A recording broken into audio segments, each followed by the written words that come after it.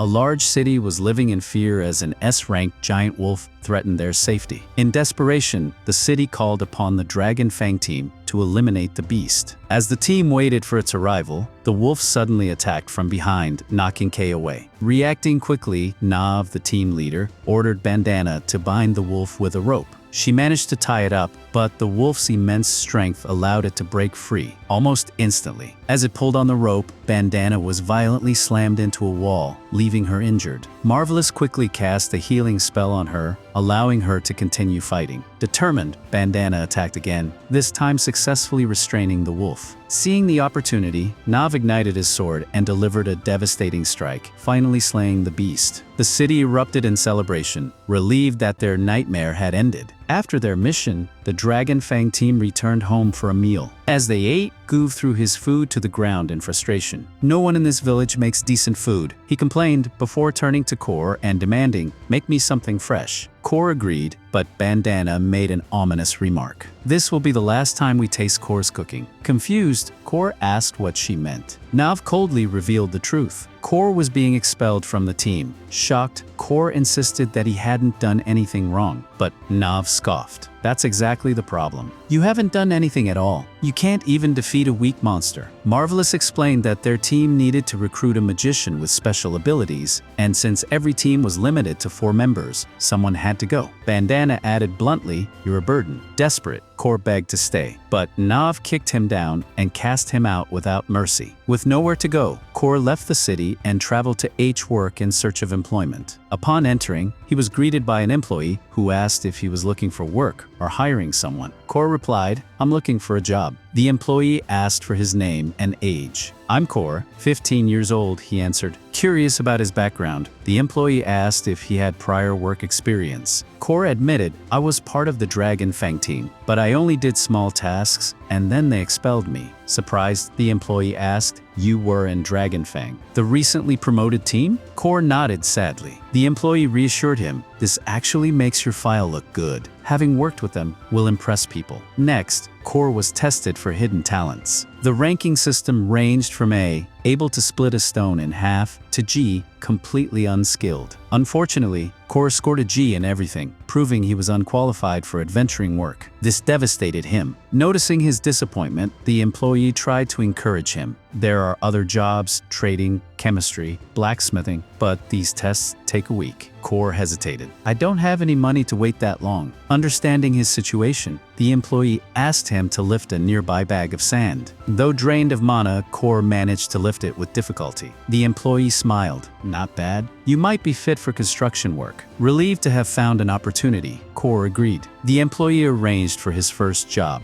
At the construction site, Kor met his employer, who assigned him a simple task: making concrete and fixing the fence. He warned Kor that he would return in 3 hours and expected quality work. But when the employer returned, he was stunned. Kor had already repaired most of the walls in a ridiculously short time. "How did you do this?" the employer asked in disbelief. Kor, apologetic, explained, "I ran out of concrete before finishing the rest." The employer, still in shock, questioned how Kor had even reached the upper parts of the wall. "I gathered the concrete and directed it with this stick," Kor answered casually. The employer's expression shifted from amazement to frustration. "Wait, what? That shouldn't be possible." Realizing Kor's abilities were far beyond what was normal, the employer fired him on the spot. "You're working too fast," he explained. "If you keep this up, you'll take away work from the other laborers. Your rank could be SS. You should be working in the kingdom, not here." Despite having only worked for 3 days, Kor was paid generously before being let go. The employer scolded Kor, telling him that he worked too fast, leaving no jobs for the other laborers. "You'll finish all the work alone, leaving nothing for the poor workers who rely on this job," he said. "Your skills are beyond this place. With your speed, you should be working in the kingdom, not here." He handed Kor the rest of his salary, effectively dismissing him. Kor, in shock, thought to himself that his boss had paid him off just to get rid of him. Kor returned to H-Work, where the employee told him, "This job didn't work out for you, but what are we going to do now? You still have 3 days left before the other job tests." Just then, a woman burst into the office, shouting that she was looking for a worker. The employee approached her, asking what she needed. She explained that she required a worker for a mining job, but warned that if nothing valuable was found in the mine, they wouldn't be paid. The employee protested, saying that workers should be compensated for their labor regardless of the outcome. Kor stepped forward, expressing his interest in the job. "I've worked in mines before back in my village," he said. The employee reminded him that payment was uncertain, but Kor was willing to take the risk. The woman examined him and hesitated. "I need a muscular, slightly short worker, not a young guy like you," she remarked. The employee responded,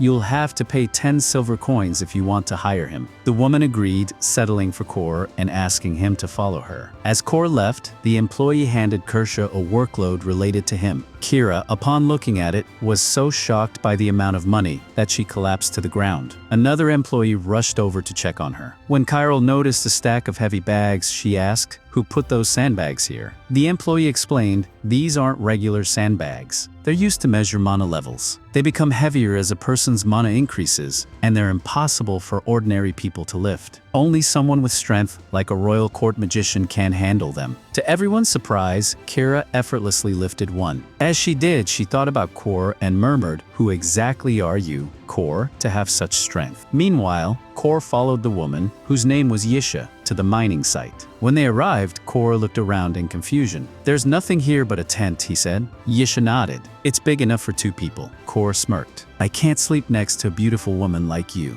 Yisha's face turned red with anger. "Don't say such weird things," she snapped. She handed him food, and as he ate, he smiled. "No one has cooked for me in a long time." That night, Kor couldn't sleep inside the tent and chose to rest outside. The next morning, Yisha woke up to find her coat neatly repaired. She turned to Kor in surprise. "Did you do this?" "Yes," he replied simply. "When you're ready, let me know." "We need to start working," Yisha said. "We need 10 gold coins by the end of the week." Kor nodded. "Okay, but where are we supposed to dig?" Yisha hesitated. "I don't know exactly. We'll just dig nearby." Kor shook his head. "That's not how mining works. If we dig randomly, we won't find anything." He asked Yisha to follow him, trusting his own experience. After searching for a better spot, Kor began digging and soon unearthed a round stone. He examined it closely before splitting it open, revealing blue gemstones inside. "This is what we're looking for," he said. "These stones can sell for 3 gold coins each." Yisha's eyes widened. "That's already a third of what we need." Kor continued mining, collecting a large number of blue stones. When he was done, Yisha asked, "So, should we sell them now?" "No, we can't do that yet," Kor replied. She frowned. "Why not? You found them by yourself." "It's not about that," Kor explained. "We need to turn them into crystals first." Yisha was stunned. There are only 10 blacksmiths in the kingdom who can refine these into crystals. Without hesitation, Kor transformed the stones into crystals with incredible speed, leaving Yisha in shock. "I thought each one took an hour to make." Kor shook his head. "I don't have that much mana. I can't do it indefinitely." Afterward, Yisha packed her belongings and asked, "Are you sure you're staying here?" "I have a lot to do," Kor responded. "Then I'll come back tomorrow morning after I sell the crystals," Yisha said before leaving. At the guild, Yisha attempted to sell the crystals. A guard asked for documentation proving they were from abroad. When she admitted they were local, he assumed they were made in a workshop. However, when Yisha revealed a necklace, the guard stiffened in fear. You work with the king?" She ignored his reaction and used a teleportation stone to transport herself to the kingdom, where she sought out a buyer. Initially, the merchant told her the crystal was only worth 10 silver coins. But after a closer inspection, the merchant suddenly changed her tune. "Wait, I'll buy it for 10 gold coins." Yisha was baffled. "How is that possible?" The merchant explained, "This crystal contains an immense amount of mana and prevents mana leakage. It's extremely valuable." Yisha then revealed she had 49 more. The merchant's eyes widened. "That's 500 gold coins." However, before finalizing the purchase, the merchant made 2 requests. First, do not sell these crystals to anyone else. Our kingdom strictly controls their trade, and no one will appreciate their true power like we do. Second, tell me, who made these? Yisha hesitated. "I can't tell you." The merchant frowned. "Why not? Whoever crafted these crystals should be serving the kingdom. Are you trying to monopolize them for profit?" "It's not about that," Yisha insisted. "I just can't reveal his identity without his permission." The merchant sighed. "This concerns me because I am a royal court sorceress. A crystal maker like this must be secured for the kingdom's benefit." Yisha crossed her arms. "I don't work for the kingdom anymore. I'm not obligated to follow your orders." The merchant smirked. Yet you have no issue benefiting from your former rank, I see. Let's talk as friends then. Keep the crystal maker away from any city other than ours. Also, inform him that we might offer him a position as the Royal Magic Laboratory Manager. If the kingdom approves, he could even become an honorary count. After receiving payment, Yisha left the guild. She now had 500 gold coins and an offer to make Kor the head of the laboratory. She returned to hall work, where she met Kersha. Both of them had questions for each other. Yisha asked first, "Who is Kor?" Kersha refused to answer. "I can't reveal client secrets." Yisha pulled out the royal necklace and accessed Kor's file. "He was a member of the dragon team," she muttered. Kira added, "He worked in construction, but only for 3 days. However, his pay was unusually high." This intrigued Yisha. Then Kersha dropped another bombshell. "He repaired all the walls by himself and in a ridiculously short time." Yisha nodded. No wonder they fired him. Finally, she instructed Kira to deposit Kor's payment into his account and warned, "Do not share any information about him with anyone." Returning to Kor, Yisha was stunned to find a newly built house. "What is this?" she asked in disbelief. Kor replied casually, "I built it while you were away." Yisha was speechless. "You built a complete house in one night?" Kor simply shrugged. "People used to do this all the time. I don't think it's a big deal."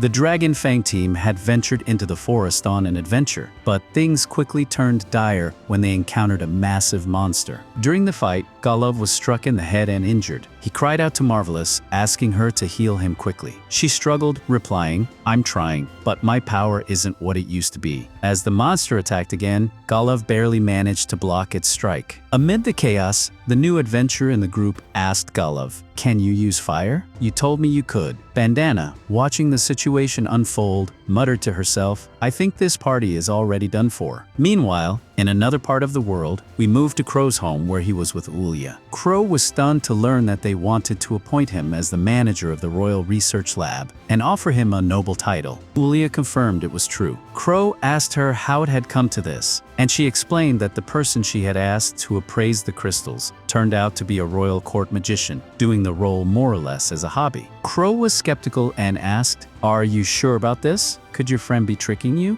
Ulia admitted it sounded hard to believe, but asked, "What do you think?" Crow sighed and told her to decline the offer, despite knowing how good it sounded. Deep down, he thought to himself that he couldn't accept a position that would place him above others. Part of him also longed to return to the Dragon Fang team, though he told Ulia that his only focus now was on his current work. Ulia was shocked by his decision. Crow then asked her if selling the crystals had helped pay off her debts. She confirmed that it had, saying she'd sold them at a fair price. She had taken a single gold coin as a broker fee and deposited the rest in his account. Crow told her not to worry about him, but Ulia insisted, knowing she couldn't have kept the money without guilt overwhelming her. She then encouraged him to keep mining, to which Crow replied he had already found a good mineral vein the day before. Ulia was impressed and noted that he hadn't even taken a break. Crow admitted he had rested for only 6 hours, prompting her to recall that he'd also built the house and chopped firewood. Crow, thinking back on his time with the Dragon Fang team, remembered he used to get just 4 hours of sleep. As the one in charge of daily tasks, he was always the last to sleep and the first to rise. He even apologized to Ulia for sleeping too much now. They walked together to the new mining site. Ulia asked if he was sure about the location, as she hadn't noticed anything unusual. Crow pointed to the shape of the mountain terrain and explained that there were deposits underneath, warning not to dig deeper than 50 meters. He then told her he would be digging elsewhere, the site where they'd found crystals the previous day. Ulia let him go. She ended up finding a gemstone called topaz and noted it could fetch 3 gold coins. She thought about asking Crow to convert it into a magic crystal for free, realizing that would fulfill her financial goal. But then she scolded herself, saying she shouldn't take advantage of him again. Wondering what Crow might be doing, she guessed from experience that he was probably building a tunnel. When she arrived, she was stunned by the tunnel's sheer size. "I didn't think it would be this big," she said in awe. Crow emerged and said he was just on his way to find her. Ulia asked if he'd found anything of value, and he replied that he'd only discovered some worthless ore fragments, which he stored in a box. She examined the stones and found them strangely beautiful. Crow told her the ore was called mithyl and said he could extract a lot of it. Ulia was astonished and asked if he knew what it was. In his village, Crow explained they considered it useless and just threw it away. Ulia was stunned. Mithyl was worth more than gold or platinum, and yet he was discarding it. Crow asked, "So it's important. Is it hard to get in your city?" Ulya then asked what ore he was really searching for, and Crow answered, "Oral." She was surprised, saying she didn't believe that ore could even be found in these mountains. Crow insisted it could be found anywhere if you dig deep enough, about 7 kilometers down. Shocked, Ulya asked if he had really dug that far already. He confirmed it, and she said, "Just as I suspected." Then she asked about the shaft. Crow casually explained he had already filled it back in because it was too dangerous to leave open. "You filled in a 7-kilometer shaft in just 8 hours. Ulya said, stunned again, "Nothing can surprise me anymore." She looked to the end of the tunnel and noted that Crow had dug directly toward the mountain. She realized the tunnel could be extremely useful. When Crow asked if he should fill it in, Ulya told him not to. It would be better left open. Later, they traveled to Samila City. Crow mentioned that the tunnel he dug would connect Samila City to Prince Taiyan City. Ulya, seeing an opportunity, allowed merchants to use the tunnel for a small maintenance fee, calculating that it would be enough to cover her taxes. Just then, Bandana arrived and greeted Crow. He was surprised to see her and asked if Golov was with her. She shook her head and said she was no longer part of the Dragon Fang team, that too much had happened. She mentioned that Golov had destroyed a restaurant where they were eating. Curious, she had gone to ask him how the food was in such a modest place. Golov, clearly annoyed, barked that they still had smoked meat that Crow had prepared, so she should go fetch it instead.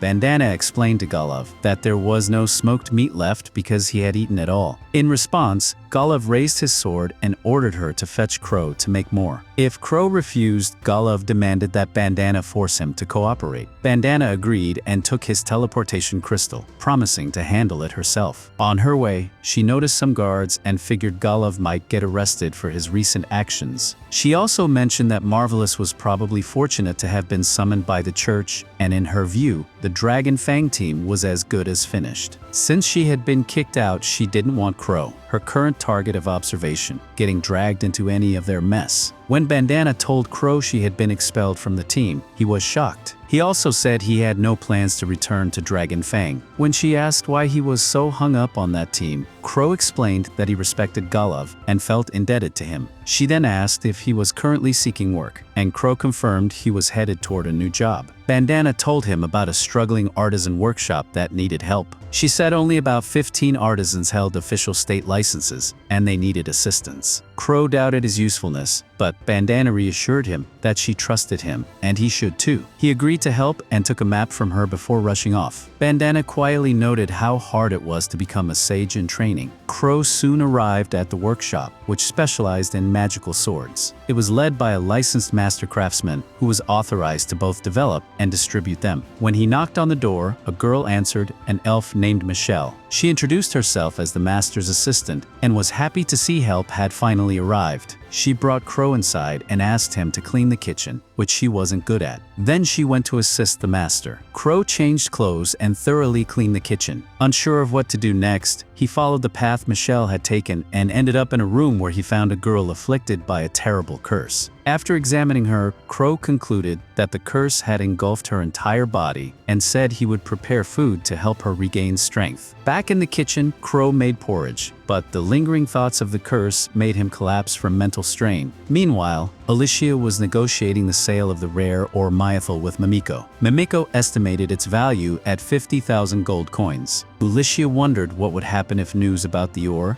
and Crow spread. Mimiko warned that Crow would either be kidnapped or assassinated, shocked at how someone so powerful had managed to stay hidden. Alicia revealed that Crow had been kicked out of Dragon Fang. Mimiko speculated that their leader was likely a wanted man. When asked what Alicia planned for Crow, she said she wanted to help him become a licensed master craftsman and give him a stable purpose. Her plan was to eventually have him hire her as his bodyguard, though she admitted convincing him would be hard since he constantly undervalued himself. Back at the workshop, Crow had just finished cooking. Michelle and Oilia, the actual master craftsman, walked in. Crow apologized for using the kitchen, but Oilia said it was fine and asked what he had made. He explained it was porridge for the cursed girl. Oilia was surprised he had met her and warned him not to talk about her to anyone. He promised to keep the secret. Oilia thanked him for the day's work. paid him and asked him to return the next day. Kuro agreed. After he left, Oilia couldn't believe she had allowed the cursed girl to interact with a stranger. Though she only did it to slow the curse's progress, she knew she had to stay cautious. In the girl's room, Oilia reminded her to keep the curtains closed and offered to fix her clothes. She wanted to test the porridge for safety, but the girl said she trusted the man who made it. The girl revealed that she had spent her life suspicious of everyone, but today she wanted to believe someone. Oilia let her try the food. Suddenly, the girl collapsed in pain. Oilia panicked and reached for an antidote, but the girl stopped her, saying she felt fine. Miraculously, the curse had vanished. Oilia was stunned. Strong curses like this normally took a long time to dissipate. Elsewhere, two people who had cast the curse on the girl, revealed to be Princess Liza, were planning to place another curse on her. One soldier apologized to his superior and promised to carry it out. Back at the workshop, Oilia and Liza went to see Mimiko and Alicia. Oilia introduced herself and explained the gravity of the situation. Liza was the daughter of the king and Princess Frano of the North, making her a symbol of peace between the two lands. Someone had cursed her to reignite conflict between their nations. Alicia realized the curse was politically motivated, and Mimiko embraced the princess, grateful she was safe. Liza confirmed that she had come to find out who had cursed her. Mimiko pledged her full service and asked how the curse had been broken. When Liza said it was thanks to a man named Crow, both Mimiko and Alicia were stunned.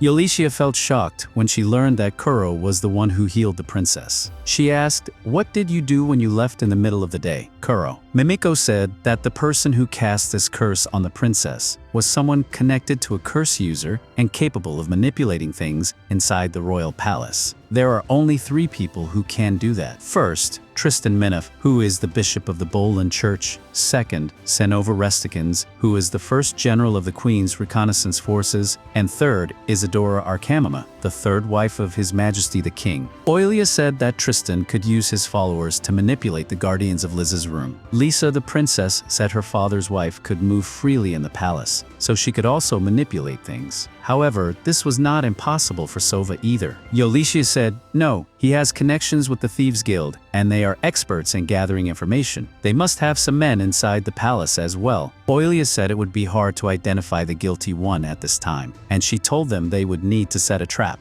She informed them that Lisa had celebrated her 15th birthday and had become an adult just days ago, and tradition required her to leave the palace for a year of training. "That's why we will set up a workshop for artists that won't actually exist, and it will be run by a fake artist teacher, allowing Lisa to train there. Then the criminal will start gathering information about this workshop and the fake artist teacher." Mimiko said that if this teacher existed, they would have gathered information quickly. However, if he didn't exist, there would be nothing to gather. The more they tried, the more they learned about the culprit. Oilia said they needed to achieve certain accomplishments to be recognized as artist teachers. Yelisha said, "I have just the thing for this," and revealed her special crystal. She asked Oilia if it was a magical crystal and asked Yulicia where she got it from. Yulicia answered that Kuro had made it, which surprised both the princess and Oilia. We shift to Kuro, who was in front of Oilia's closed house. Then Michelle came to him, and Kuro asked her why the house was closed. She replied, "After you left yesterday, my teacher went out with the princess, and there's nothing to do today with us." "I'm sorry," Kuro said.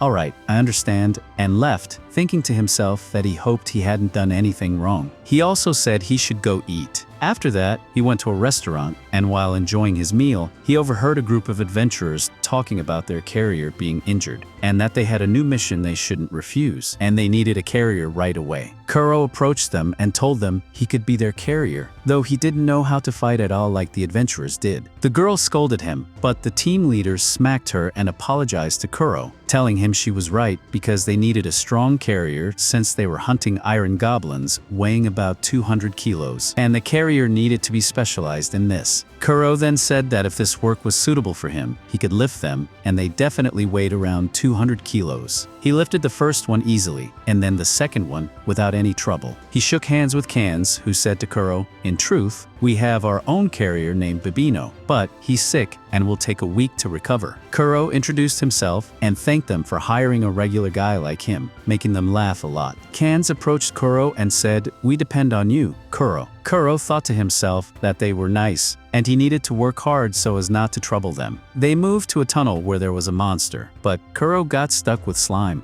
Sina told him to stab it until he killed it. Kuro attempted to stab the slime but failed and ended up injuring himself. However, Sina came over and got rid of the slime. Kuro thanked Sina, and she told him she knew he was weak in combat, but that was really awful. Danzao told Kuro not to worry about fighting, they would protect him. Kans told Kuro he only needed to carry stuff, and he'd be fine until this job was done, which amazed Kuro with their kind treatment of him. He remembered how his previous team had been, and they were nothing alike. He started to cry, but Sina asked him if he was hurt and couldn't walk. He told her, "No, I'm fine." After that, they entered the tunnel, and Sina told Kuro that she would light the place up using glowing algae. After brightening the area, Kuro looked beside him and asked Sina what that was. She said it was goblin waste. Kuro asked if there were goblins here, and Kans answered, "Of course, but don't worry, we can defeat them easily. But if a large group attacks us, we'll run away immediately." Then they continued walking through the tunnel, and Kuro approached the walls to check for an exit. They encountered a goblin, but Sina threw a knife at it, and Danzao delivered a fatal blow, eliminating it. Kans asked if it had been calling for its friends, and Danzao replied that he heard their voices. They were everywhere, even near the tunnel exit. Sina asked what they should do, and Kuro urged them to find a way out, saying that this was a secret exit. He opened a door in the wall, and when they entered, Sina closed it behind them. Kuro asked her why she did that and reminded her that Danzao and Kans were still outside. She told him she knew, but they needed to escape.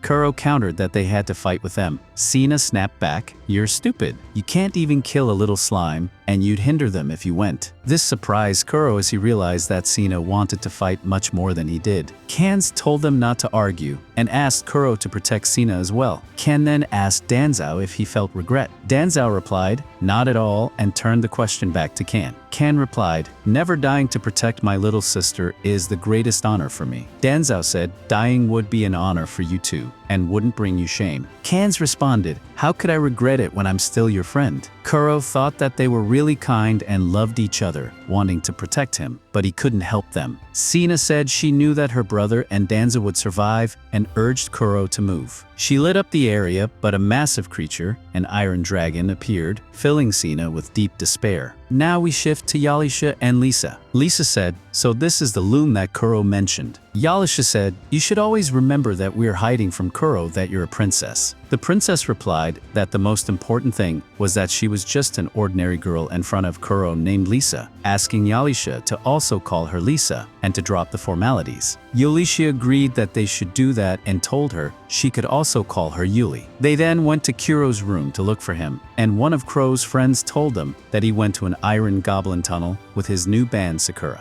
Lisa asked Yalisha what this is. Yalisha replied that it could be a trap, but if Kuro had really gone to that area, it was a great danger for him since they had completed their training there due to the spread of the iron goblins. She asked Lisa to stay here while she went to search for him. Lisa insisted, "I will stay with you." Yalisha urged her not to be foolish, but Lisa replied, "What about you? How could you think of leaving someone unprotected?" She added that as a member of the royal family, she had learned some magic she could use to defend herself and wouldn't hinder Yalisha's path. Yisha told her, "All right, but promise me you won't stray from my side." And they went on their way. We moved to the tunnel. Yalisha said these glowing algae are new, and Lisa said she sees Kuro's tracks and thinks he walked this way. Ulisha asked Lisa how she could recognize him from his footprints. Then Lisa used her magic to discover more footprints, and Ulisha said, "That's good, it will help you hear his voice and find him right away." Lisa began to move closer to the walls and said that Kuro moved from this direction. When she got to the nearest spot, she told Alicia there are warriors fighting inside. Ulisha approached Lisa and told her to stay here so she wouldn't get hurt. Lisa boosted Ulisha's physical strength, and Alicia moved forward to help Danzao and Kans. She struck the goblins, taking many of them out. We shift to Kuro. Sienna said, "This is impossible. I have to abandon this mission so no one gets killed." She told Kuro she was sorry for pulling him into this job and informed him they couldn't get through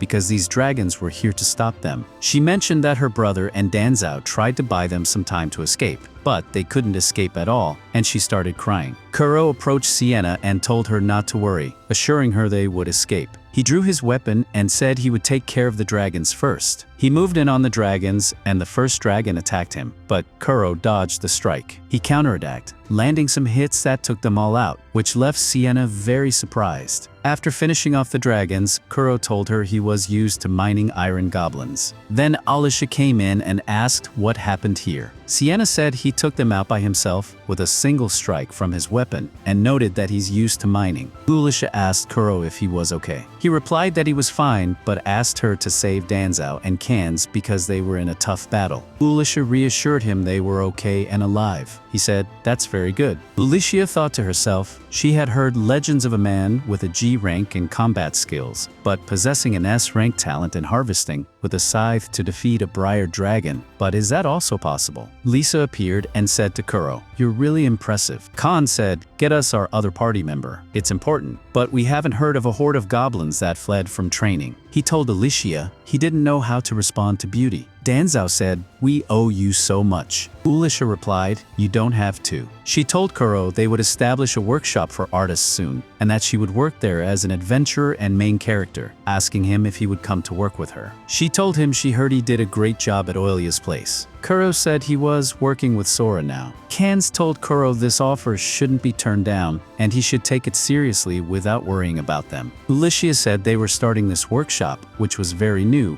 and had no workers, and asked him to hire some adventurers. "What do you think about joining us?" Hans asked if that was possible, and Sora's team agreed. Alicia told Kuro that when they returned to the country, he would have to undergo a talent test to find out what his talent was when he started working in the workshop. Kuro told himself he wanted that too. When the technical artist arrives anyway, he said, "Okay." We moved to Mimko's house, and Mimo welcomed Kuro, introducing herself as the one responsible for evaluating his talent. She knew he arrived with a recommendation from Oilia and told him she had seen his magical crystal, but she wanted to see him in person. After that, we shift to the tavern where they are celebrating together. We switch back to Alicia and Mimo, and Alicia asked Mimo, "What about Kuro's talent?" Mimo replied she told him he had to be rank in cleaning and a C rank in everything else. Alicia asked Mimo what the actual results were. Mimo told her that Halo work is the only one able to measure talents between G rank and S rank, and she informed her his strength was very large, and I couldn't measure it. Mimko said they were lucky since she was the one assessing the talents. If word got out, who knows what would happen. Then the maid cell came to them looking shocked. Mimko approached her and said she was happy because Kuro's talents were SS rank. Alicia said to Crucial that if anyone learned about this, it would be very dangerous. Crisel replied, "I haven't heard anything at all." They went to the new workshop location where they would be working using the express carriage. Liza asked, "Are there any teleportation stones in the city we're going to?" Alicia replied, "There used to be some, but it was a military base on the border of the Demon Lands." Liza said,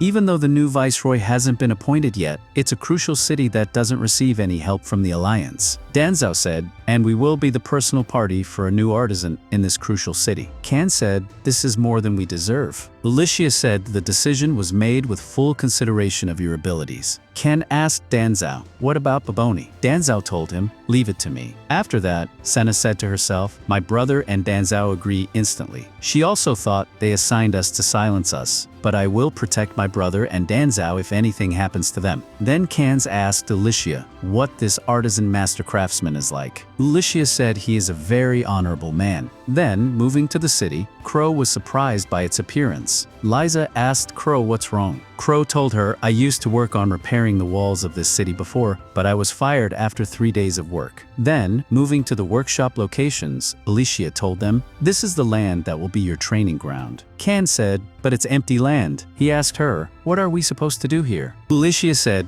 "We'll wait at the inn until the artisan's workshop is finished." Alicia asked Crow, "Can you build this workshop alone?" This surprised the others. Crow said, "I can build a wooden house by myself, but building a workshop for an artisan in 1 day is unreasonable." Can said, "That's right." Senna thought, Crow doing everything by himself is difficult. Danzao said, "Completing this in 1 day is impossible." Crow told them, "I think I can do it in just 3 days." This surprised them. Elisha said to Crow, "Okay, take as much time as you need and build it your way. Even if it takes 3 days, and if you need any materials, don't hesitate to ask." Crow said to her, "You mean these?" He wrote down all the things he needed on a piece of paper and gave it to Ulisha, asking her to bring these materials and telling her that, if she prepared these things, he would be very grateful to her. Ulisha read the materials and told him that she would bring them to him in just 2 days. Senna said to herself, "Does he really need these things?" Then Ulia asked everyone to go to the inn so they wouldn't hinder Crow from building the workshop. She said to Crow, "Make sure to come to the inn for meals and to take a break." Crow said to her, "Okay," and told her that he would come in the morning and at night. Liza said to Crow, "You have to eat well." Crow said to her, "Thank you for your concern." Then moving inside the inn, Alisha gathered them. Sina said, "Are you going to tell them what happened in the cave, right?" Kans asked, "What happened in the poem reading?" Sina said, "Crow defeated the iron dragon alone. He was cutting it like he was used to it, and with just one knife too, and with ease." Sina asked Alicia, "Who is Crow, and who are you too?" Alicia said, "Okay, I'll start with myself." She told them that she was an adventurer working under the royal family. She asked Liza to introduce herself. Liza introduced herself and showed them her royal crest, which proved that she was a princess, which surprised the others. They were about to bow to her, but Liza asked them to sit down and told them that she was hiding her identity for certain reasons. She asked them to treat her as they did before seeing her crest. Sina asked, "Is Crow from the royal family too?"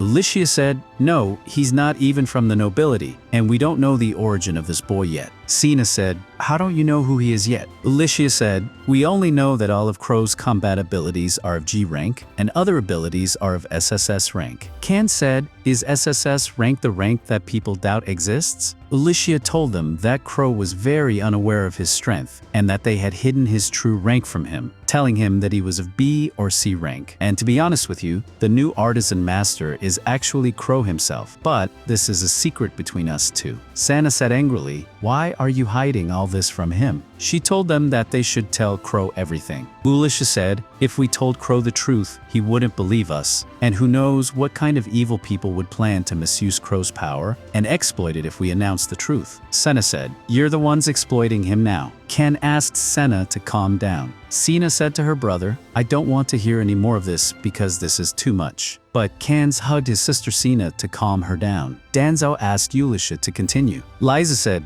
"Crow broke the curse that was cast on the handmade porridge." Ulisha said, "Someone wants to kill Liza, and the reason for building this workshop in this city is to uncover our enemy and identify who it is." Sina asked, "Does Crow know this?" Liza said, "He doesn't know anything. He didn't even know who I was, and when he knew that I was suffering from a curse, he saved me without asking for anything in return." Ulisha said, "Crow is very pure, and the others influence himself a lot. This is what makes him a good boy, so I want to protect this boy." Liza also said that she was asking them not as a princess, but as Liza, their friend, to keep this secret and protect Crow with them. Danzao said, "It is the duty of a knight to obey members of the royal family. But we are adventurers, we don't have any of these obligations, but we are also comrades, and we risk death with Crow, and we are his friends." Kan said, "That's right, we are already friends, and we must protect Crow." Danzao said, "Since I am Crow's friend, I swear on my weapon to protect you both too." Liza thanked them. Sina said to Danzao and her brother, "How can you do this? We've only met him 3 days ago, and we don't know anything about him." Ulisha said, "I understand what you're feeling." Sina said to her, "How can you understand?" She told her not to say anything that meant nothing to her. Ulisha told her, "I understand that because I went through it because I met him only 6 days ago," which surprised the others. Sina said, "So let me think about it," and left. Ken said to Ulia, "Don't worry about Sina, she'll be fine." Then Sina went alone and said to herself, "How is this happening? And Crow must know everything." Then she moved to Crow and was very surprised. Crow came to her and told her that he hadn't finished building the workshop yet. Sina asked Crow, "Did you dig this?" Crow said to her, "Of course, I'm from rank B in mining." Sina said to herself, "Even those with rank B can't do that." Sina told Crow that he was amazing. Crow told her it was common to build a few dozen houses a day in my hometown, so I feel like I'm still slow. Sina asked Crow, "Are you feeling stressed because you're assigned too much work?" He told her, "No one forces me to do anything, and I'm happy to do it." He told her that his old party told him that he was useless and kicked him out. "Now I feel happy because I'm someone who is useful, and I was able to prove this." Sina remembered Ulia's words about Crow and said, "I understand now." Crow asked Sina, "What did you understand?" Senna said, "We are friends now." Moving on to Danzao, he meets with the informant, and she is telling him some information. She told him that she had gathered a lot of information about Baboni, who is known as the Thousand Faces, and that he accepts missions from evil people. Then he sneaks into adventurer parties, and she rebuked him that he is treacherous, and he has destroyed countless parties, and that he accepted the last mission with the intention of destroying Sakura, and he thought he was sent from another party that harbors a grudge against you for taking the job recently. She told him that the rest of the details are in the paper with him. Danzao said, "I understood everything, and I'm indebted to you," and gave her the money. Moving on to the tavern where Baboni is, Baboni wanted to force a girl to stay with him, but the girl left. He said to himself, "I didn't expect Sakura's party of scoundrels to survive, but now I hear that they have been employed in a new workshop related to the third princess, and if I crush them, I will earn a lot of money." Danzao told him, "That's really a good idea to make money." Baboni said, "Of course, and I can find many clients who want to tarnish the achievements of the third princess." But Baboni stopped talking and was surprised when he heard Danzao's voice talking to him. He turned around, astonished. Danzao asked Baboni, "You're drinking a lot to celebrate your recovery, aren't you?" After that, Baboni ran away from the tavern, but as he was running, he was tripped and fell to the ground by a trap set for him by Danzao. Then Danzao approached Baboni and said to him, "You were smart, so you can't be unaware of the huge goblin colony." Baboni said to Danzao, "Forgive me," and told him that they were friends in the same party and that he didn't know anything. But Danzao drew his sword and put it on Bibinoki's neck and said to him, "You were never my friend, and if you approach those I trust now, who are my friends, I will kill you without hesitation." He left him alone without any harm, but the informant was watching them hidden so that no one could see her. She said that she wanted Danzao to finish off his target because he could become an obstacle in the future. Then two people came to Baboni and took him away. The informant said that these two men are from Phantom, the intelligence unit of Mimiko, the royal court sorceress. Then a message came to the informant in the legs of the bird, and it was about Marv. "I feel bad for them, but oh well, since my lord asked me to leave this woman alone, I think I should go now to Crow's hometown." We move on to Kanz and Danzao, who are looking at the new workshop built by Crow. Sina was on the other side telling Ulisha about the existence of a babawomo tree. Ulisha said, "We'll have good kinds of fruit then, but it hasn't fruited yet." After that, Lisa ran into the place and said, "From today, this will be our love spot, me and Crow." Ulisha said, "It's the new workshop." Then Crow came out of the workshop and told them he was sorry he hadn't prepared a welcome for them. Ulisha said, "We weren't ready either." She asked him, "Can we see it from the inside?" He said,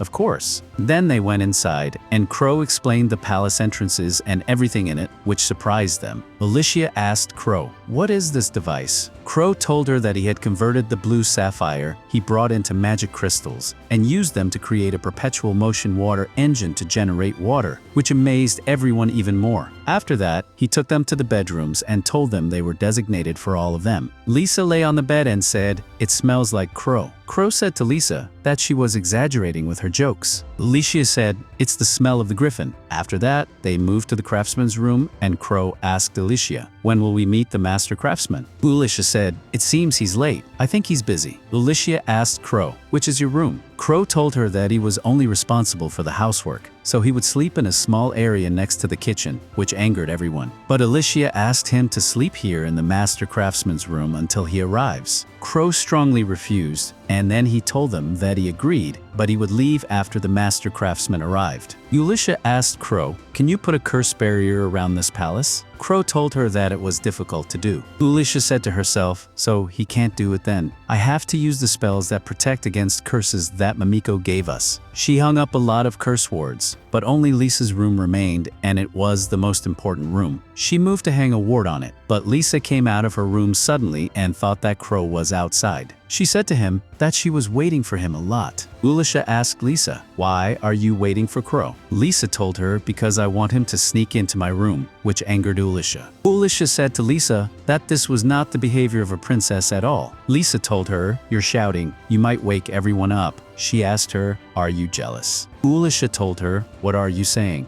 Why would I be jealous? She told her that Crow was pure and innocent and told her that she should be ashamed. Lisa said, "Okay, we move on to Crow, who was in the kitchen." Lisa went to him and said to him, "What dishes do you want me to help you with?" Elisha came and asked Lisa, "What about the modesty I told you about yesterday?" Lisa said to Elisha, "You've been very noisy since yesterday." Elisha said to Lisa to be quiet and asked her, "How can you wear these revealing clothes?" Crow said, "I was surprised too, but Lisa told me that these clothes are common in her house too." Elisha said, "No, they aren't." Lisa said, "I think you're misunderstanding something." After that, Sina came to them and asked, "I smell fresh bread." Crow said to Sina, "Of course, I made an oven so I can prepare fresh bread for everyone every morning." He asked them all to wait in the dining room and asked them which they preferred, tea or coffee, which greatly surprised Ulia. Crow prepared a lot of food for them, which everyone praised as wonderful, but Ulisha asked, "Where is Crow now?" Lisa said that he had left to do some cleaning, carrying a cloth, and said that someone had scribbled on parts of the palace and that he would return after cleaning it up. After that, Alicia went to Crow quickly to prevent him from erasing the protective spells. When she reached him, he was cleaning the spell that was on Lisa's room and told her that it was the last one, which made Ulia feel let down. Crow said to her, there were a lot of them. He asked her, "Do you think something happened here?" Alicia, sitting on the ground, said to him, "I think it was the work of Screeny, the plotter that people have been talking about recently," which amazed Crow when he heard the name. She told him, "I think he saw Lisa and left all these lines to get her attention." Crow said to her, "I understand now. We should tell Lisa." Alicia said to herself, "I succeeded in not revealing that there are killers seeking to kill Lisa, but I don't have many spells left, and it will take Mimiko a few days to get here. Will I be able to protect her?"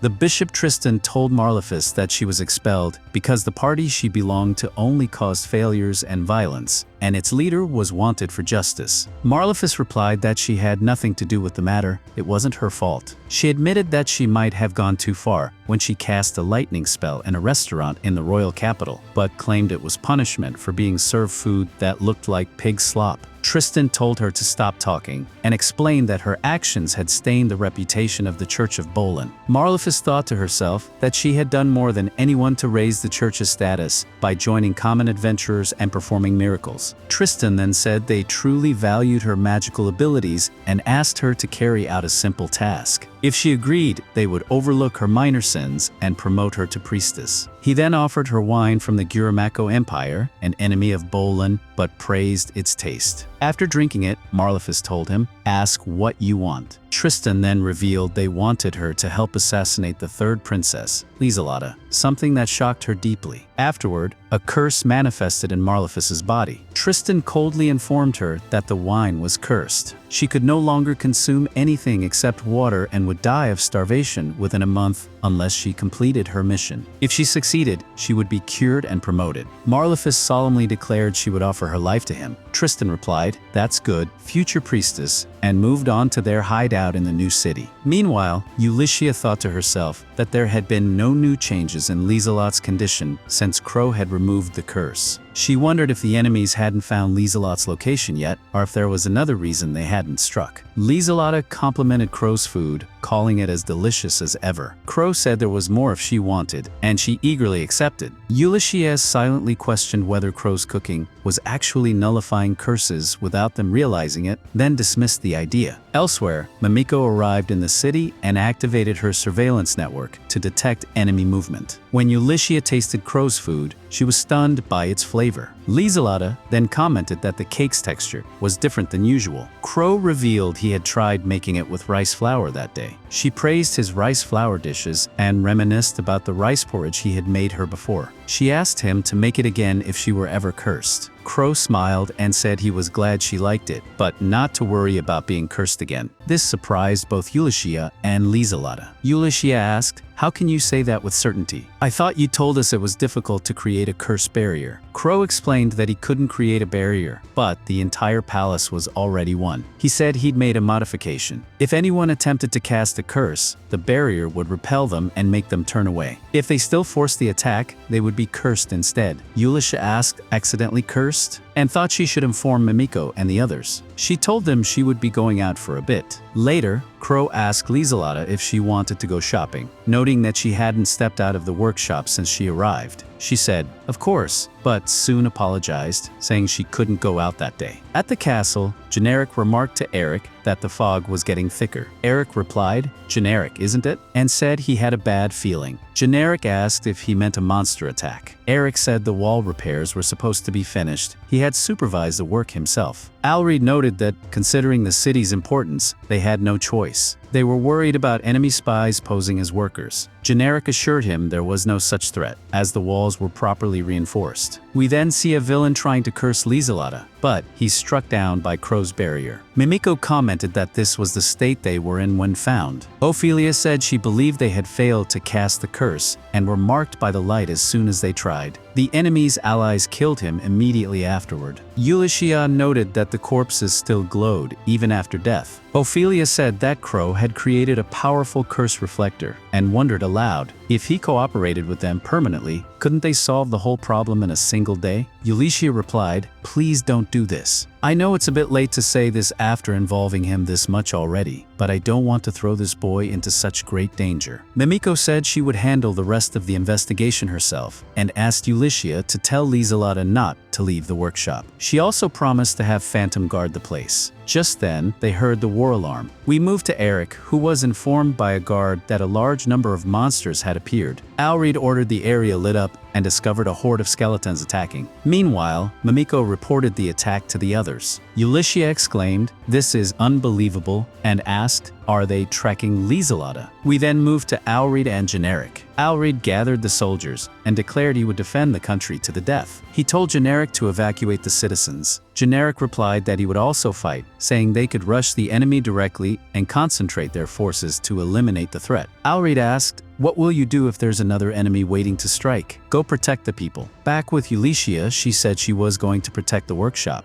But one of Mimiko's assistants arrived with a message that a large horde of skeletons was approaching the western wall and then vanishing. The skeletons then passed through the wall effortlessly, shocking Eric. Ulysses muttered the back wall and recalled a worker mentioning that Crow had repaired that section. The info reached Generic, and Eric asked, what's happening to this wall? Then he wondered if the cause could be Crow. We moved to Lyda, who was being held captive with a devil. The devil told her that although the first wave of skeletons was lost, the second and third waves would use her magic power to be summoned. He said she didn't have as much magic as the Golden Barrel had claimed, but using her soul as fuel would make up the difference, causing Lyda to cry. Back at the workshop, Crow asked about the current state of the city. Ulysses told him it was surrounded by monsters on all sides, and that requesting reinforcements would prompt interference from flying monsters. Lieselata said she was worried about everyone from Sakura, who were still missing after leaving to hunt trolls. Ulysses thought to herself, according to Phantom's information, the monsters were emerging from the ruins of Laputa in the west. Although the knights were preparing strategies, they couldn't move. John, be very careful, she said. Lieselata recalled the skeleton attack from the previous day. Ulysses explained that the moment the skeletons touched the wall, they instantly vanished, surprising even the knights. Crow commented, that's very common. Lieselata asked, then can we make a weapon that defeats all the undead at once? Ulysses silently noted that although Crow made these walls, if the enemy attacked the other walls he hadn't reinforced, they wouldn't hold. She then told Crow and Lieselata that she was leaving and asked them not to leave the workshop.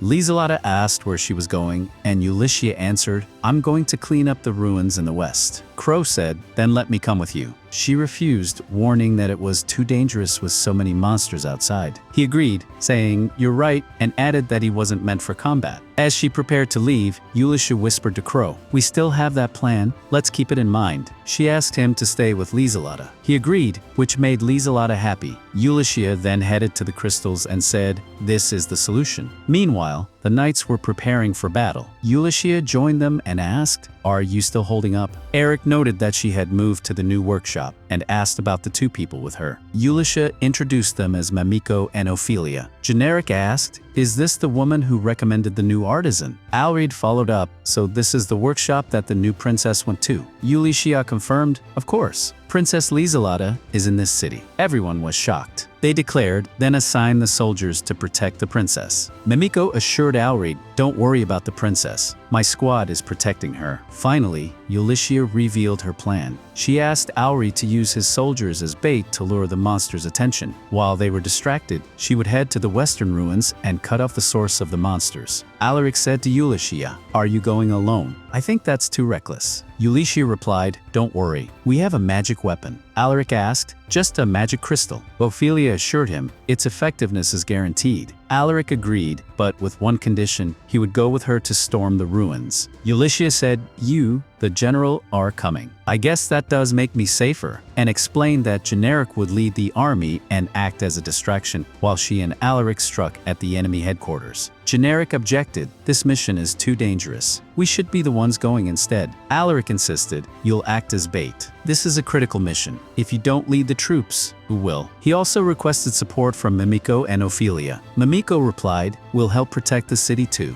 Alaric then commanded, "All units to your positions." Turning to Generic, he said, "Are you upset? My strategy won't change." Generic replied, "You're always like this," and poured drinks for both of them. Alaric sipped his drink. "This has a taste to it." Generic told him, "It's just water. This is our pre-battle ritual. We've always done this. But this isn't our farewell cup. We'll both survive and return home. Then we'll pour your favorite brandy." Alaric smiled. Of course. He poured his cup. Back at the workshop, Crow was doing housework and reflected. "The old man from my hometown always said, pouring your heart into the ways of iron lets you reflect on yourself. Danzo's blade had such an edge. I wonder if I'll ever forge something like that." He sighed. "What can I even do? I got the first group kicked out, and I wasn't helpful in the battle either." Meanwhile, monsters were trying to invade the city from the side opposite the defenders. Ulysses held up a crystal and warned, "When I throw this crystal, close your eyes." As she threw it, a blinding light burst out and vaporized a group of skeletons on impact, astonishing everyone. On the surface, Mamiko observed, "That magic crystal can purify monsters, demons, and undead instantly." Ophelia added, "I can't believe it's this powerful." Ulysses urged, "Let's move. This is our chance." Then Generic led his squad out of the city to draw the monster's attention. Back with Crow, he was crafting a small sword. "I thought my blacksmith rank was B, but this is more like C or D." Then Lieselada entered and said,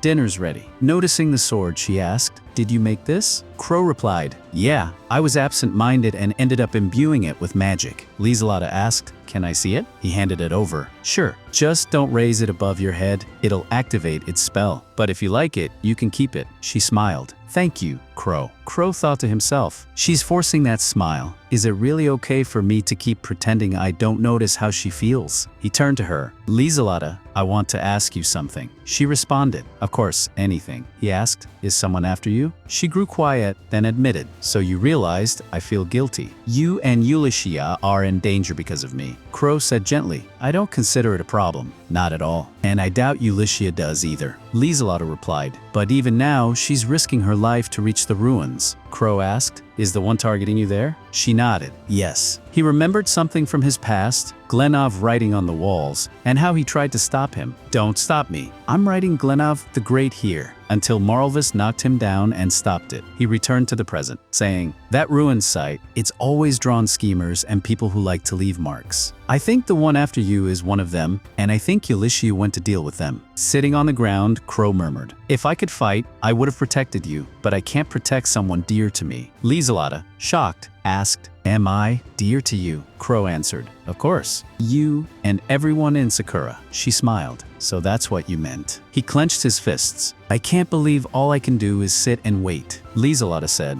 "I feel the same way. If it were up to me, I'd catch the culprit myself." Crow looked at her. "Then you're like me. But we can't just sit here anymore." He stood up. "Let's go." Lieselada hesitated. "But the city is surrounded by monsters." Crow grinned. "If the 8 directions don't work, we'll take the 9th. Let's go clean up those ruins in the west." Meanwhile, in the western ruins, Ulysses and her group were under heavy assault. surrounded by monsters from every direction. Lisa grabbed the blade that Crow made and remembered his words. If she pulled it out and raised it upwards, it would cast a spell. Lisa did exactly that, but nothing happened. She moved it around several times, still with no result. As she was about to go outside, someone came up behind her, startling her. Meanwhile, we shift to Ulysses and Eric in the western ruins, fighting off skeletons. Ulysses asked about the location of the artifacts, and Eric told her they were close. Ulysses thought to herself, there are a lot of them, but thankfully, Generic diverted the monster's attention. She added, I saw a strong light several times. I think their crystals are starting to run out. She also mentioned that her own crystals were depleting, and they needed to find the monster source quickly. Auri was injured, and Ulysses tried to help him, but monsters blocked her path. Fortunately, Kans and his team arrived to defend them, making Ulysses feel relieved. Auri asked, who are you? And was told, we are followers of the new craftsman trainer in the workshop. Everyone was glad to hear that. Sina reported that she had found the monster source. A building ahead, partially destroyed, with the monsters likely inside or underground. Ulysses acknowledged and asked everyone to close their eyes while she used the crystal. They then advanced toward the building. Kans told Sina, you were able to spot it from afar. That's good. She replied, I know I said I wouldn't be surprised anymore, but this is impossible. Ulysses threw a potion to Eric and told him to drink it. Auri asked, is this a refreshing drink? To which Ulysses replied, it's just a normal herbal drink. But as Auri's wounds started healing, he was shocked. My wounds are healing, and you're saying this is just normal soup? Monsters suddenly poured out of the building. As Ulysses prepared to face them, Kan stopped her, saying his team would handle it. Danzao also declared they would repel the enemy and led the charge. Sina warned Ulysses to be careful. Ulysses thanked her, saying, you too, and thank you. Auri told Ulysses he believed they could be relied upon. She answered, of course, and asked him to join the fight. They entered the building and eliminated a group of monsters. Elsewhere, a large monster was draining Malevis power to spawn more monsters. Upon noticing the soldiers using magic crystals, it said, then I must go and welcome them myself. Back with Ulysses and Auri, they reached the monster source. Ulysses used the crystal and declared they had likely eliminated the source. But then the demon lord appeared. Auri asked, is this who was summoning the monsters? Ulysses confirmed and attacked, throwing the crystal, but it had no effect. The demon lord scoffed, this could have been a powerful blow if I didn't have eternal life. They attacked and wounded him, but his injuries healed instantly, shocking them. Malevis, whose power fueled him, muttered, if only I could erase this circle. The demon lord taunted Ulysses and Eric, showing their allies surrounded by monsters. He said the soldiers were ready to die for the city and believed in their cause. Eric retorted that none of them would kneel before a demon. The demon lord replied, okay, maybe I didn't send enough monsters,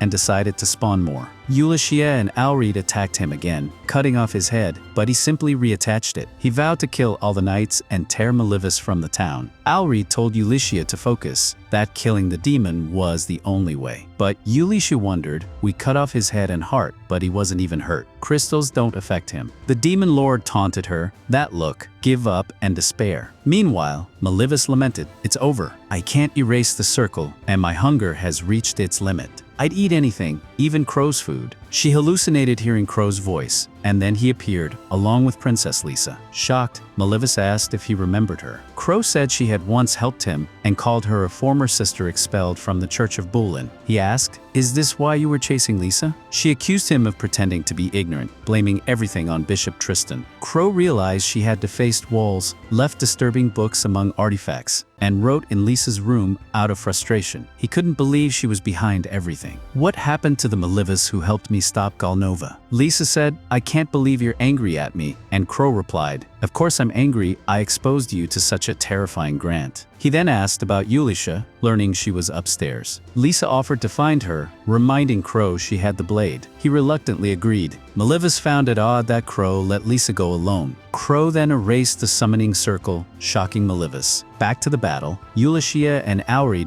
landed another double strike. Auri said he avoided it. The demon lord cursed and Ulysses noticed his wound wasn't healing, but he knocked away her crystal and mocked her. Suddenly, Lisa appeared, surprising everyone. The demon lord struck her unconscious and gloated that the pact was complete. But Lisa transformed into butterflies and reappeared. He asked, "Is this an illusion?" She explained that the blade Crow made protected her. It was no ordinary sword. Ulysses wondered if Crow had truly made it. Lisa was struck again, but transformed once more and shattered a crystal, making the demon lord scream. Crow, hearing the cry, wondered what it was. Malevis asked if they had really defeated him. She observed that monsters across all areas disappeared. Ulysses asked Lisa why she came. She had told her to stay. Lisa replied that she couldn't hide forever. Ulysses thought she had died. Lisa apologized, but Ulysses told her not to. She had saved everyone. Eric agreed, saying without Lisa, they'd be dead and that he owed her forever. Lisa humbly said she should thank them instead and promised a reward. Auri requested wine to share with his friends. Lisa agreed. Elsewhere, Malevis wondered why her curse hadn't lifted. But Crow offered her food, and when she ate it, the curse lifted. She realized Crow had been protecting them all along and wept in regret for taking his kindness for granted. Crow said, "I'm glad you learned," and noted that all the scribbles were now gone. Ulysses and Lisa arrived. Two twins appeared to arrest Malevis, calling her the schemer. Crow promised to bring her grape bread in prison and hoped she'd repent. Lisa asked if he had finished cleaning, and he said yes. She asked if he was hurt, and he said no, giving Ulysses medicine as well. Ulysses thought to herself, "I can't believe these two saved my life. What a princess and artisan teacher." Ulysses grabbed Crow and said, "Let's go home." He walked with them, happy to now have friends to return to and protect. Later, a feast was held. Crow was surprised at how everyone ate. Auri explained they're focused on the food and wine, making Crow smile. Lisa introduced Crow to Auri, revealing he was the night leader and city administrator. Crow was surprised and complimented the city's good food and people. Generic joked that Auri was bad at management, earning a playful hit from Eric, who said Margrave Takon helped cover for his shortcomings. Fireworks exploded in celebration. Generic and Eric said their wounds were healed. Crow replied, "That's good, nutritious food heals all." Finally, we cut to Margrave Takon, seen holding a girl captive.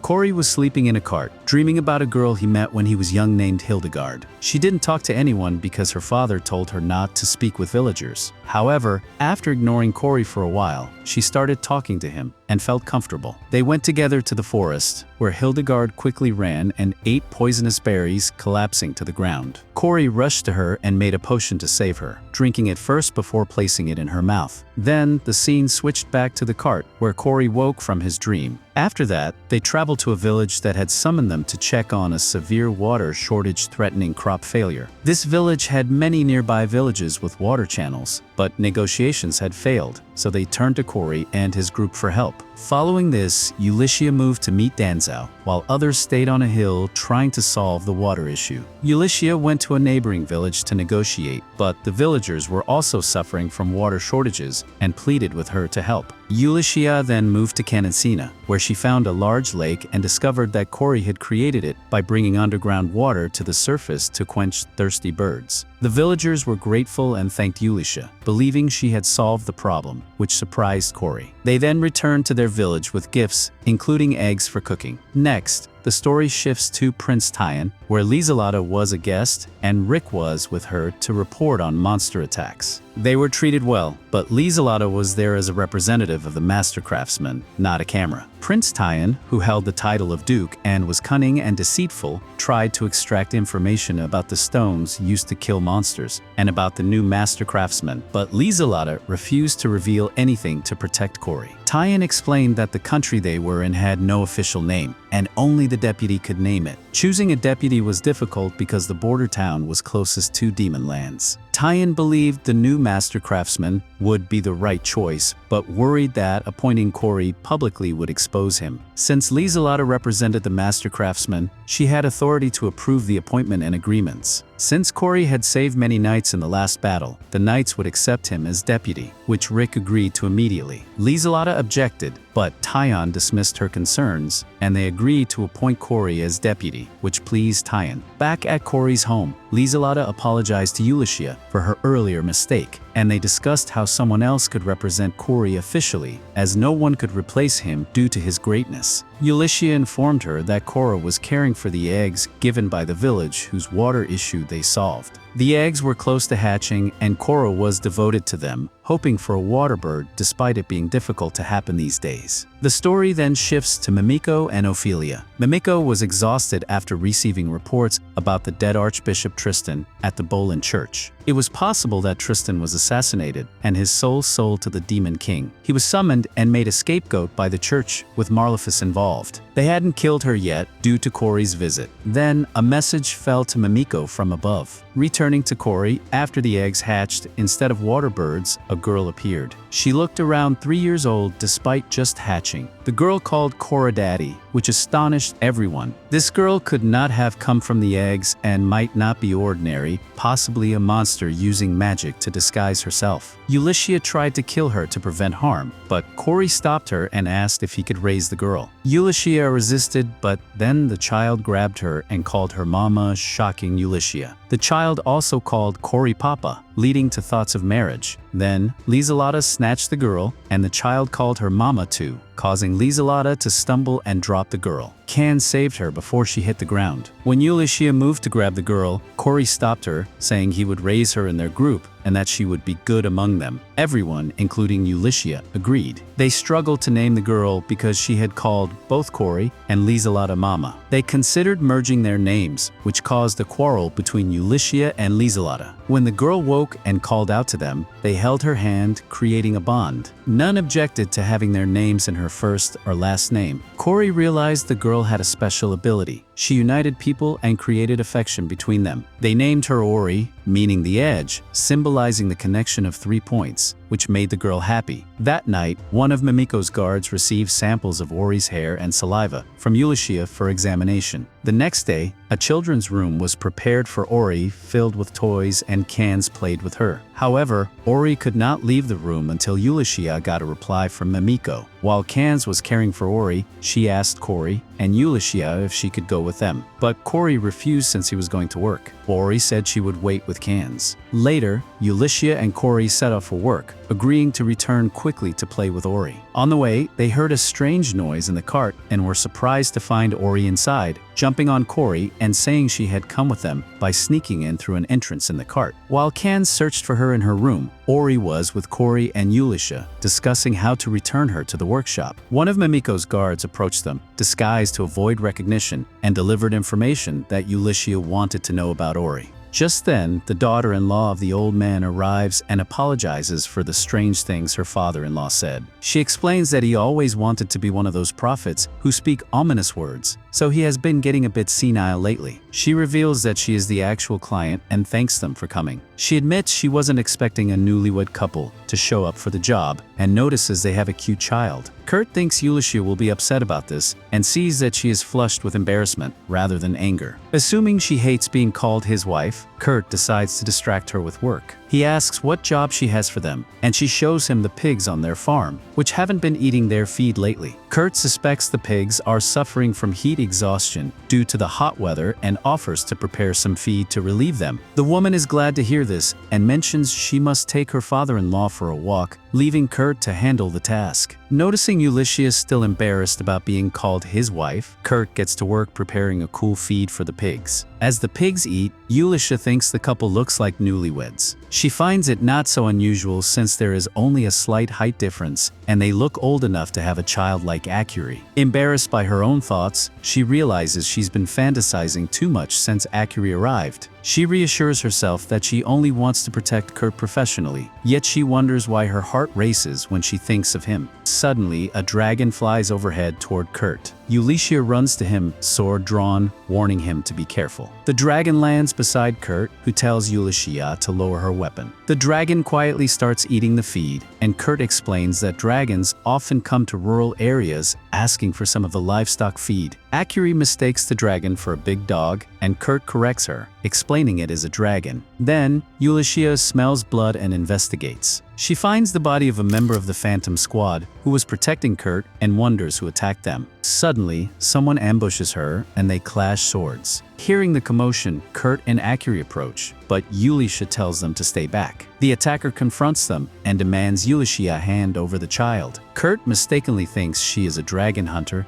targeting the dragon, but Ulysses knows otherwise and urges him to leave. The dragon swiftly picks up Kurt and Akiri, flying away with them. Ulysses is surprised Kurt managed to tame the dragon, as they are known to be hostile to humans, though she's not surprised given his high rank in all areas except combat. The woman attacks Ulysses again, but she blocks and dodges her strikes. Eventually, the attacker lands a kick and seems ready to finish Ulysses off, but Ulysses counters and gains some distance. She asks if the woman meant the dragon child or Akiri when demanding the child, but the woman says it won't matter because she's going to kill her anyway. The woman disarms and wounds Ulysses, closing in on her. Ulysses uses one of Kurt's magic crystals, which causes a massive explosion, destroying the surrounding area. Believing it to be the end, Ulysses is shocked when the woman, now revealed with horns, emerges alive. She is a demon. Ulysses reflects that demons are mankind's natural enemies and wonders why one has appeared now, as none have shown themselves in the past century. The demon admits she didn't expect to be wounded so badly or to have her transformation magic dispelled. She acknowledges Ulysses' strength, noting it's no surprise she defeated a demon lord. Ulysses realizes the demon has been watching them since before the city was attacked. She suspects the dragon is not the child the demon wants and wonders if Kurt is her real target. Though badly injured, Ulysses hopes Kurt returns quickly to the frontier town, knowing it's a short flight by dragon. Once he arrives, the Phantom Squad will realize she's missing and come searching for her. However, Kurt returns to her. She wonders why he came back since he is of little use in a fight, and he falls off the dragon as it prepares to land. Ulysses asks why he returned, and he says he came to get her. Suddenly, the pigs from earlier rush over, and Ulysses and Kurt hop on one, hoping to escape the demon using the smokescreen created by the pigs. While riding, Ulysses wonders where Akiri is, and Kurt explains she's waiting for them somewhere safe. Ulysses questions if it's common in his village to risk their lives in impossible fights, but he says it's not. It's his first reckless act. Yet, he believes it's normal for a man to do something reckless to protect a woman he cares about. Ulysses knows Kurt means she is precious to him as a friend, which makes her feel both happy and sad. She wonders why she constantly worries about what Lieselota says and why her heart aches every time. She admits she has hopelessly fallen in love with Kurt. Suddenly, the demon attacks with fire magic, knocking them off the pigs. The demon launches another fireball, but Ulysses grabs Kurt's dagger, ready to fight. Though worried, Kurt asks her not to worry, as she insists she'll be fine. She thanks him, saying she had given up on living, but his refusal to give up on saving her renewed her hope.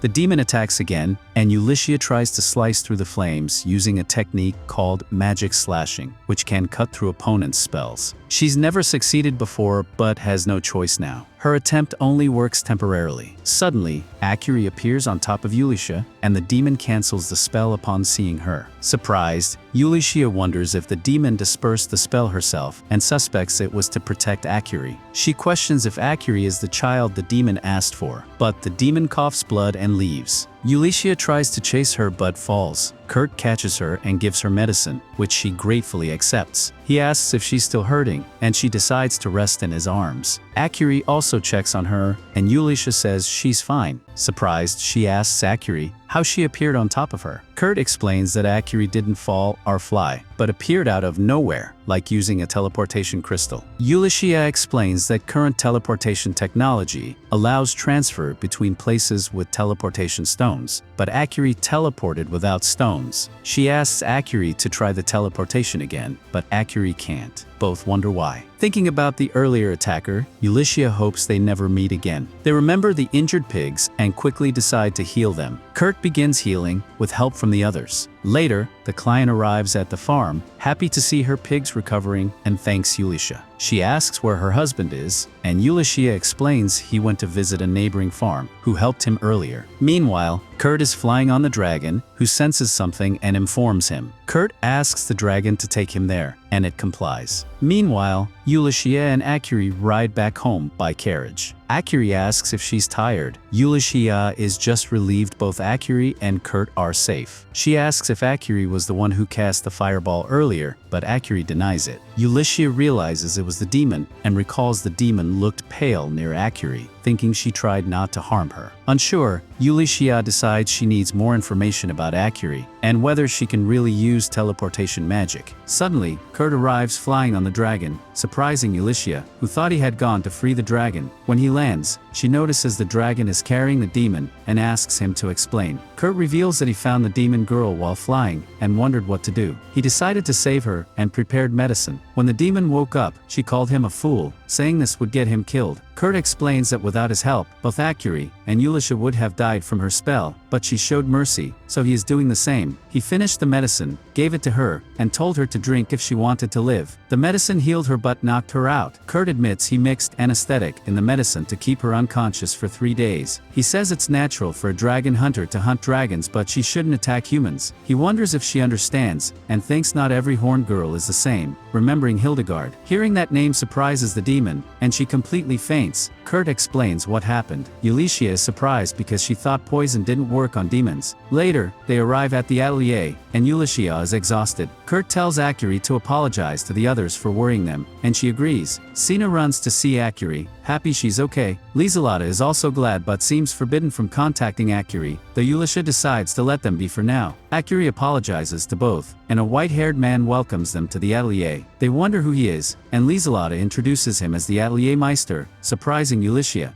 Lisa introduced him as the new master artisan, which surprised Yulicia and made Kor happy. The new teacher then introduced himself, claiming to be Rikudo. Kor also introduced him, and the teacher thanked him for building his special workshop, asking him to keep supporting it. However, Yulicia felt something strange and asked Kor to prepare food, while she asked Senna to take care of Acuri. After that, Rikudo approached her in an odd manner, but Yulicia struck him, sending her foot through his body and discovering he wasn't human. Lisa had created an illusion using Kor's blade, an illusion of Rudo at the age of 20. After he disappeared, Yulicia received a message from Mimiko, saying she would come in 3 days to update them on the investigation regarding Acuri. Later, at the workshop, Mimiko revealed that the investigation showed nothing, which surprised them. She explained that she had examined Acuri's hair and saliva samples, which matched human samples perfectly, but found a trace of a substance on her nails, resembling magical crystals, specifically teleportation magic crystals, which shouldn't exist in humans. This astonished Kor, but Mimiko had records indicating teleportation magic was used in the world of creation, though now lost and unused. This was the magical residue they found on Acuri, and Kor asked if she was a monster. Mimiko couldn't confirm anything, having no idea what she was. She acted like a human, but clearly wasn't, and Mimiko was terrified by the existence of someone like her in the workshop. She offered to seal Acuri's teleportation magic and keep her in her lab, but Kor strongly refused. Curious, Mimiko asked why he was so firm. Kor then asked if she feared him. She replied no, he hadn't harmed her, and she trusted him as a friend, which is why he refused. It didn't matter to him whether someone was human or not if he felt safe with them. He explained that Acuri had rushed to the Dragon Slayer because she was worried about him being asleep, and she had a kind heart. He didn't feel fear with her and insisted she stay with them. He wouldn't let anyone take her. Yulicia agreed, noting Acuri had once saved her life, and there was no evidence that she was a monster. Lisa added that she trusted Acuri a lot. After that, Mimiko asked them to take good care of her, then brought up the captured Dragon Slayer and asked about her location. She headed there, but was stopped by Kor, who pleaded with her not to imprison the Slayer. However, Mimiko viewed her as a demon and believed she deserved a punishment worse than prison. She proceeded and injected her, waking the Dragon Slayer. Mimiko tried to talk to her, but the Slayer responded that warriors only speak when necessary. This made Mimiko realize she was a demon hunter, and that her reserved speech was part of her warrior persona, not something she'd always been like. A massive flame burst forth, but it didn't harm Mimiko, who acknowledged it was a strong flare, though there was a sealing magic barrier in the room. She asked if the Slayer had any allies, but the Slayer refused to answer, saying only the loser answers the winner's questions, and since Kor had defeated her, she'd only answer him. Then Kor and Lisa approached. When Kor stepped forward and asked about her condition, she expressed anger over her bindings. He apologized, saying he couldn't untie her until she answered his questions. She then said the name Hild, surprising Kor. Ulysses asked who that was and explained she was the daughter of a merchant who used to visit Kor's village when they were young to play with him. She had horns, so she thought they might know each other. The Slayer asked if Hild wore a griffin emblem. Kor began to remember and confirmed that she did. Then the Slayer pleaded with Kor to save Hild, saying she was being held beneath Tyan Castle, leaving everyone in shock. Kor couldn't believe that Tyan had done this, so he asked Ulysses to quickly save Hild. However, Ulysses was unsure if the Dragon Slayer was telling the truth and told him to calm down. She wondered why the Slayer aimed for Auri instead of the dragon. Indeed, Kor was surprised that she targeted Auri, but the Slayer was investigating Tyan's targets, while Tyan was investigating theirs. Suddenly, a girl appeared out of nowhere and used her powers to save Hild. Kor believed her, but Ulysses said there was no evidence and asked for proof. The Dragon Slayer showed a necklace similar to Hild's and stopped her spell upon seeing the emblem on Kor's dagger, which he had received from Hild. Then, Mimiko told the Slayer to stay until they rescued Hild, warning that if she escaped or died,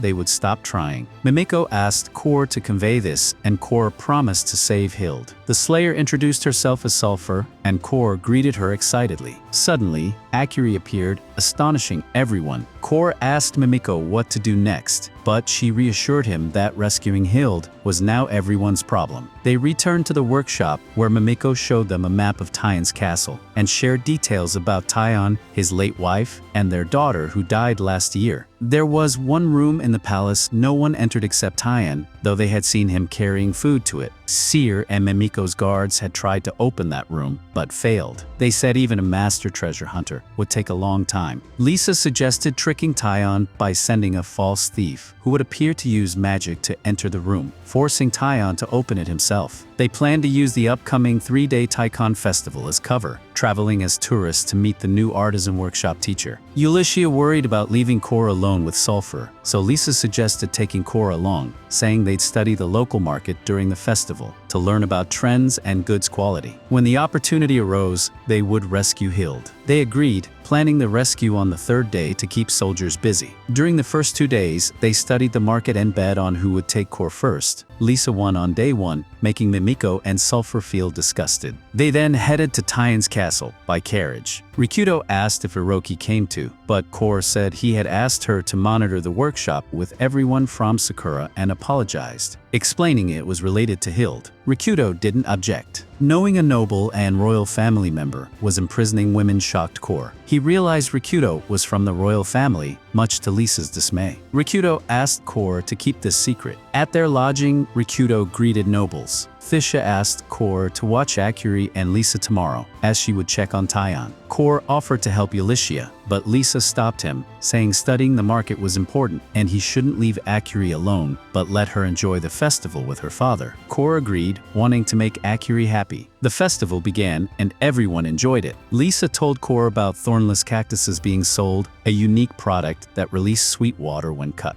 They bought 2, but Kor didn't get one for himself. I shared some with Kor, who returned the rest to her. Lisa also gave Kor some. After drinking, Lisa felt overwhelming happiness. When Kor returned her cactus, she quickly drank from it and put it away. Kor thought about discarding it later, but Lisa was annoyed and said it was a rare fruit she wanted to keep. They resumed enjoying the festival. Kor had attended festivals before, but only guarded stables and supplies, never fully enjoying them. Now, he wanted to truly enjoy this one. Lisa held his hand, promising they'd make up for the times he missed. Kor then played a balance game, surprising the vendor by winning many red beans. They continued playing, eating, and shopping. Later, at a park, Lisa prepared to confess her love to Kor. After their fun, she approached him, almost ready to confess. But Kor was distracted, looking at the Tycoon Palace and thinking about saving Hild. Lisa sensed his worry but knew he wasn't anxious. He trusted everyone's promise to save Hild. Though not worried, he felt pain for being unable to do more. Lisa reminded him he freed her from a curse, built a wonderful workshop, and that everyone enjoyed his cooking. Kor felt anyone could have done it, but Lisa knew it was hard for others. Then she confessed she loved him, shocking Kor. She said she wasn't the only one, everyone loved him. She mentioned Rikudo's royal duty to save Hild, but it didn't matter because they all loved Kor and wanted to help him. They were saving Hild for his sake, not just the workshop. This moved Kor to tears. He told Lisa he loved them all and wanted to be useful. Lisa agreed, saying since they loved each other, they could work together and do what they each could best. Then, Auri called Kor hungry. Lisa saw this as a chance to confess again, but seeing Kor smile, she decided to be content with just that.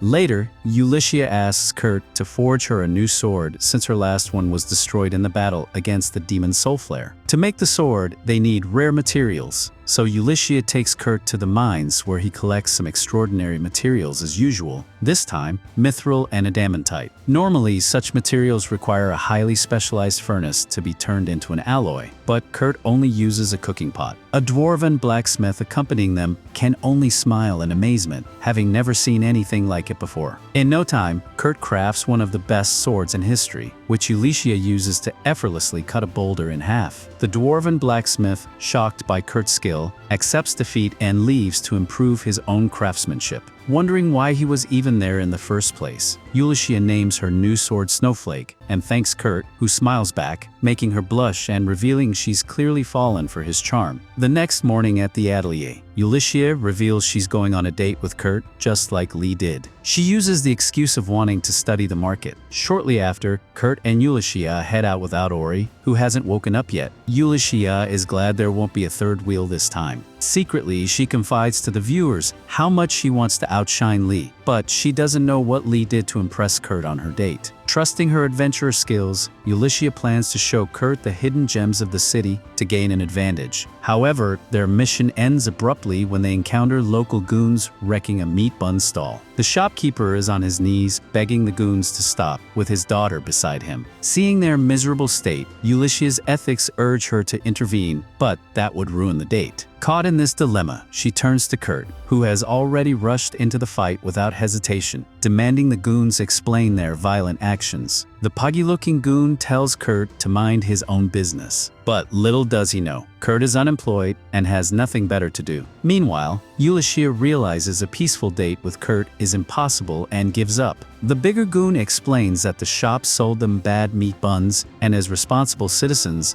they're wrecking the shop to prevent others from suffering the same. Kurt doesn't trust this, so he buys a bun and discovers the food is actually good and cheap, proving the goons are lying. The piggy goon, unwilling to admit he's wrong, pushes Kurt, triggering Ulyssia to step in and demand an apology, warning the goons they're picking a fight with the atelier members. The boss goon runs away, followed by his underlings saving the day for the shopkeeper. Noticing the shopkeeper is injured with broken bones, Ulyssia isn't worried since Kurt can heal him. But the unaware Kurt decides to take the man to the hospital instead, ignoring her advice and rushing off with the shopkeeper on his back. Ulyssia can't believe she got ditched on their first date and now has to comfort the shopkeeper's crying daughter. Buying juice for the kids, she learns from the seller that the nearby Gargel restaurant hired the goons because they don't want the meat bun stall to win an upcoming cooking competition. Enraged that her date was ruined by the Gargel restaurant, Ulyssia wants revenge. Kurt returns with news that the shopkeeper has been admitted to the hospital and will stay for a day. Being the humanitarian he is, Kurt decides to substitute as the shopkeeper to keep the stall running. Ulyssia's hatred for the Gargel restaurant grows as she wastes her time there. Fired up, she and Kurt decide to enter the cooking competition to crush all competitors, especially Gargel. The only problem is the stall is out of meat buns. If Kurt used his cheat skills to mass produce them instantly, the shopkeeper wouldn't be happy. So, they teach the shopkeeper's kid to make buns using Kurt's modified recipe. While Ulyssia gathers ingredients, Kurt digs underground for a special ingredient, worms. The cooking competition begins. The judges find the Gargel restaurant's food exquisite, but their judgment is swayed by bribes from the restaurant's chef, ensuring Gargel's victory. However, public opinion shifts as the crowd praises the delicious meat buns, leaving the Gargel chef wondering if his hired goons failed. The restaurant owner is shocked and goes to investigate why his paid goons couldn't do their job. only to find people enjoying the hot springs nearby, a hot spring right in the city. He had never seen one before and wondered if the spring was a new attraction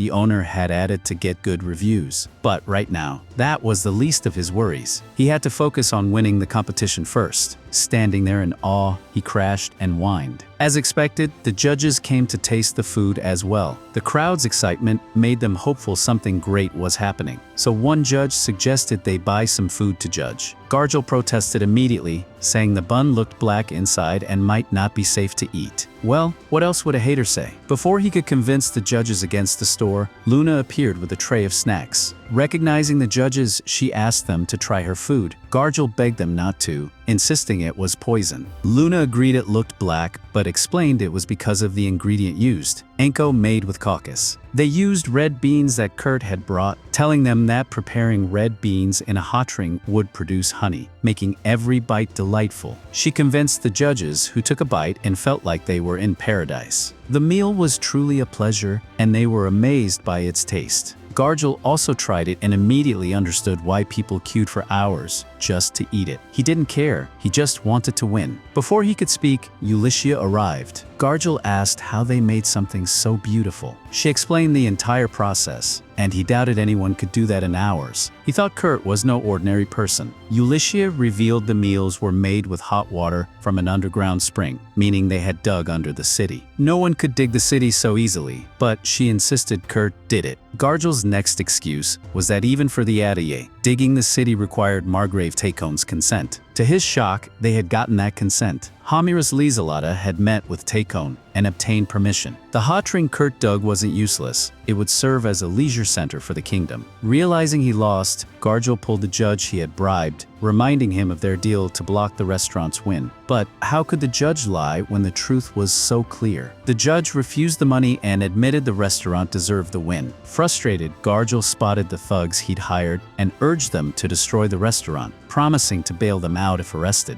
Unknown to him, he was talking to an illusion created by Lieselada. His gang had already been arrested, and now he would be too. Ulyssia appeared, revealing they had uncovered Gargel's crimes, supplying Margrave Taekon with ingredients, using leftovers from the Margrave's kitchen, which was illegal, and even lacing food with drugs to addict customers. Gargel was stunned. How had they discovered everything? Turning around, he saw Lieselada had taken his form. She explained they had impersonated him and interrogated the chefs, who confessed all. Facing arrest, Gargel panicked and tried to attack Lieselada with a knife. That escalated his crimes from minor offenses to treason, attacking a princess. He didn't know who she was until Lieselada introduced herself. Guards dragged him away as he cried, lamenting that all he ever wanted was to fight some buns, and now that had ruined his life. Ulyssia wasn't satisfied with how the day ended. She had dreamed of a lovely date with Kurt, but it ended in chaos. Lieselada laughed at the misfortune, but it wasn't all bad. She saw how happy Kurt was, and even little Luna was thrilled. That was enough for her. News of Gargel's arrest reached Margrave Taekon, who wasn't surprised. He probably wouldn't be shocked if he were involved himself. He also learned all chefs linked to the scandal were arrested, so he worried who would cook for the tea party honoring Lieselada the next day. His assistant told him the judges had announced the cooking competition winner. They could hire that person. A convenient solution. Still, something nagged at him. He worried about what Lieselada was planning. Maybe she had uncovered his secret and knew what he hoped to gain from meeting the atelier master. For now, he brushed off the suspicion. Meanwhile, Lieselada, Ulyssia, and Kurt met with Rikudo. They showed him a map of the Margrave's house and tasked him with sneaking into the kitchen to find out if Hildigard was being held there. That way, they could confront Taekon with proof and demand her release. Rikudo agreed and assured Kurt he had it covered. Kurt was told to return to help at the bun shop. After he left, Lieselada dropped the illusion. Illusions can only exist if the creator holds the sword, but illusions can't hold objects. That made things complicated. Lieselada couldn't hold the sword while with Taekon, and Rikudo might need to hold or move things too. So, here was the plan. Lieselada would create illusions of herself and Rikudo, while her real body, holding the sword, would remain invisible and follow Rikudo closely to assist when needed. With the plan set, they headed to Taekon's house. As they approached and Lieselada summoned the illusions, they received a shocking update. Kurt had been hired by Taekon as the chef for the event.